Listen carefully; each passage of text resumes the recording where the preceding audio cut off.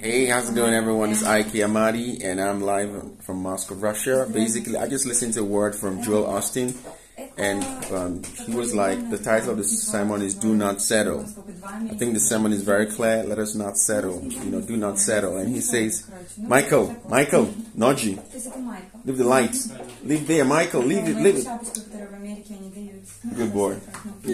So Pastor Joel Osteen was like, we should not settle. And he made some points. Basically, he gave the example of Abraham and Isaac. Live there. He gave the example of Abraham and Isaac. And in there, Ishmael represented Abraham, Ishmael, and Isaac. So God had promised Abraham Isaac. And Isaac seemed impossible. But Ishmael was within reach because Michael Noji. Ishmael was within reach because, he was, and then Sarah was like, hey, Abraham, go take Hagar, my servant, and go into her. And he did, and he gave birth to Ishmael. Ishmael represents good enough.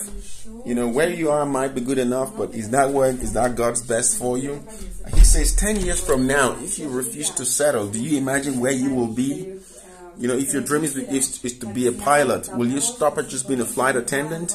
You need to step up and stay your faith and go for God's best for you. But he said, where would you be in 10 years if you choose to settle? So this is something we have to think about, and this should encourage us never to settle. I have areas of my life personally that I have I must refuse to settle in. Have dreams I'm pursuing.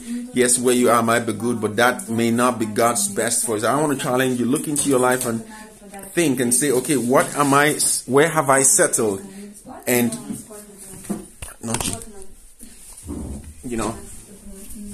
ask yourself, where have I settled? What is God's best for my life? And what is that thing? What has God promised me? What has God promised me? And where am I right now? Am I living my best life? Have I chosen to settle in marriage, settle in relationships, settle in career? Oh, I hate this job, but well, it's just a job. I have a job. I'm happy. What is that area that you have decided to settle in? And I pray that you receive grace as you choose not to settle. God will stir up your faith, and you will go places. You will grow from grace to grace. And in 10 years' time, when your name is mentioned, we will know that this man refused to settle. God bless you.